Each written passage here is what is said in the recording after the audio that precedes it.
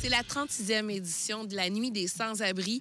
Partout au Québec, ça se passe simultanément. Et ici, à Charlesbourg, c'est la 4e année qu'on souligne cet événement.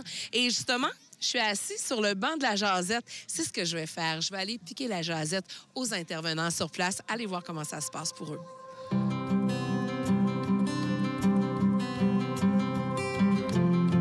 Adélie Marc, ça me fait tellement plaisir de te rencontrer. On est dans l'unité mobile qui s'appelle... La Nomade. Dans le fond, c'est une roulotte qui se promène dans Charlesbourg, Stoneham, Lac-Saint-Charles, Saint-Émile. Puis en fait, c'est pour offrir un milieu à tout le monde qui a envie qu'on soit dans leur vie. Quand on rentre dans la Nomade, on sent le petit côté chaleureux. C'est la première chose que j'ai sentie, une vibe vraiment très chaleureuse. Est-ce que c'était important, justement, pour vous, que les gens se sentent bien quand ils rentrent dans la Nomade? Oui, vraiment. Dans le fond, c'est ça aussi, là, un côté de mon travail, c'est de rendre l'espace confortable pour les gens, puis de rendre ça comme un safe space, là, un milieu où les gens peuvent être eux-mêmes, que les gens peuvent être à l'aise. On sait pas toujours à quoi ça ressemble à leur maison, dans le fond, là, chez eux. Fait que... on essaie de rendre l'espace le plus confortable possible. Fait que des petites décorations, je fais du crochet. Fait que des fois, je vais faire des petites créations pour la nomade. Je demande souvent aux jeunes aussi qu'est-ce qu'ils voiraient dans la nomade de rêve, qu'est-ce qu'ils voudraient voir.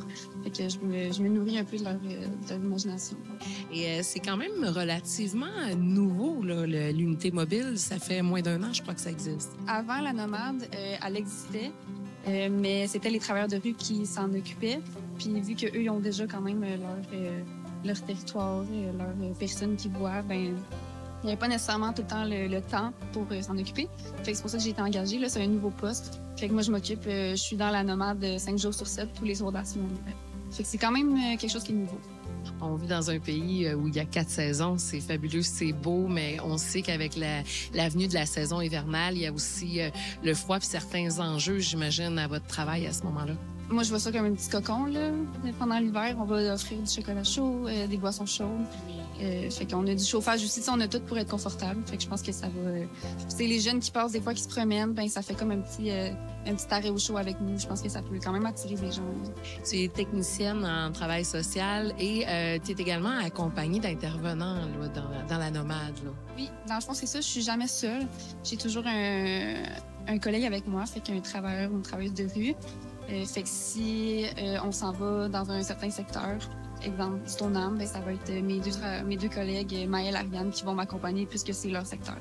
Fait que ça fait en sorte qu'il y a toujours quelqu'un avec moi. Je suis jamais seule, mais je suis tout le temps ici dans la nomade. Fait que ça fait une personne que les gens ils peuvent voir à chaque fois qu'ils viennent. Fait que des fois, ça fait une petite sécurité de voir le même visage. Au point de vue humain, je pense que vous apportez beaucoup et j'aimerais savoir, toi, qu'est-ce que ça t'apporte? J'ai jamais autant appris qu'en étant avec les gens puis avoir des discussions, là, que ça soit parler de la pluie et du beau temps. C'est quand même des nouvelles rencontres chaque jour. Fait que c'est eux qui m'apprennent tout, là. Puis c'est ça. L'humain, c'est important d'avoir des... que ça soit des discussions banales, mais c'est quand même des échanges, des sourires. Ça fait chaud au cœur. J'adore ça. Adélie, merci beaucoup. Merci à toi.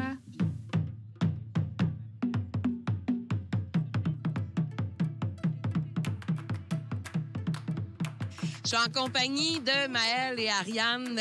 Bonsoir. Bonsoir. Bonsoir, Ariane. Allô.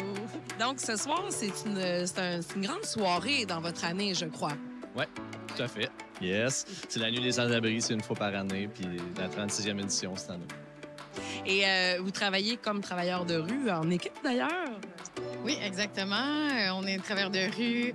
Ben, les mois, on travaille dans les secteurs de Lac-Saint-Charles, Lac-Beauport, Stoneham et pour ma part Saint-Émile, puis Notre-Dame-des-Laurentides. Yeah! Et vous travaillez également avec la nomade, je crois. Oui, tout à fait. Ben, dans le fond, c'est notre collègue Adélie qui la conduit à temps plein. Puis elle a fait un horaire, elle se promène dans tous les spots du territoire des travailleurs de rue de notre organisme de Rap Jeunesse, ce qui est de Charlesbourg jusqu'à Stoneham. Puis c'est comme une fois par 2 semaines ou une fois par semaine, elle revient à certains spots puis on l'accompagne avec elle selon les endroits, dans le fond. Si c'est sur nos territoires ou à nos collègues, dans le fond. Est-ce que vous la sentez, la différence que vous faites quand vous êtes sur le terrain avec les jeunes et que vous vous impliquez auprès d'eux? Bien, c'est sûr qu'on aime notre travail. Puis, je pense que les gens ressentent beaucoup qu'on aime ça, être là. Fait que je pense qu'on peut le ressentir de cette façon-là, quand ils sont heureux de nous voir, quand on passe du bon temps avec eux, quand ils voient et qu'on s'intéresse vraiment à ce qu'ils disent, à ce qu'ils vivent. Fait que oui, moi, je le vois, là, les humains que j'accompagne, ils veulent arriver. Tout le monde veut du beau, puis tout le monde veut être bien au final dans nos vies. Fait que c'est pour ça qu'on est là. On est là pour soutenir pour justement l'espoir, faire allumer le feu. Ariane, merci beaucoup. Merci. Maëlle, merci énormément. Yes, merci à toi.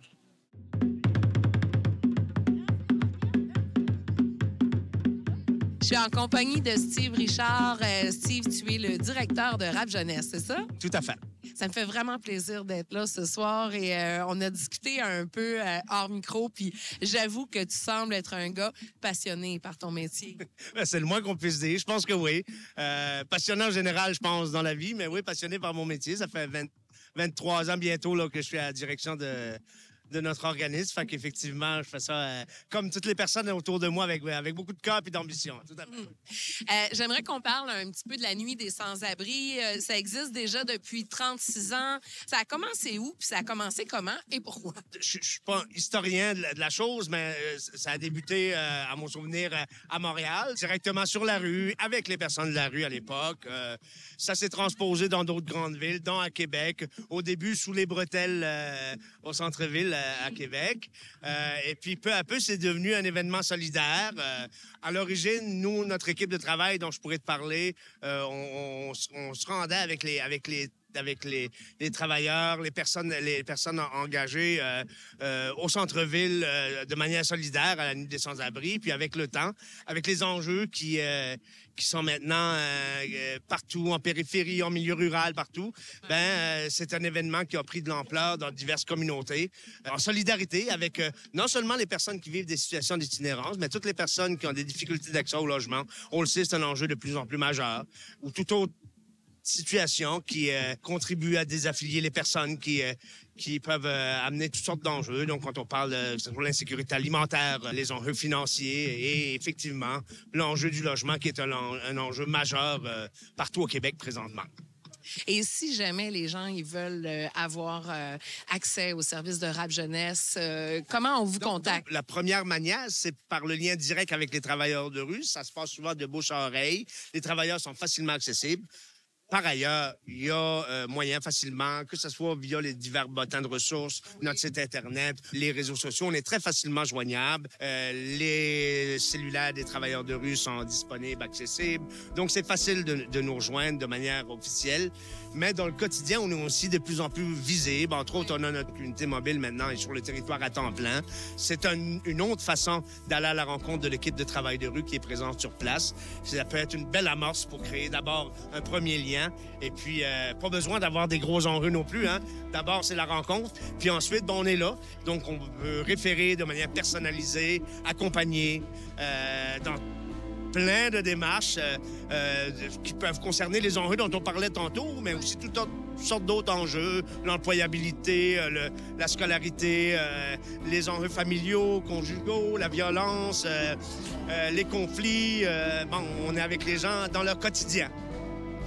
Steve, ton espoir est contagieux. Garde ça, c'est important dans le monde où l'on vit. Merci beaucoup. Ça fait plaisir. Merci d'être là avec nous. Merci. La Nuit des sans-abri, c'est la rencontre de plein de beaux humains. C'est ce que j'ai fait ce soir, rencontrer des beaux humains qui avaient des belles histoires à raconter et qui nous l'ont raconté avec le cœur. J'oublierai jamais cette soirée-là. Et en plus, j'ai ma petite couverture pour m'en rappeler pour toujours.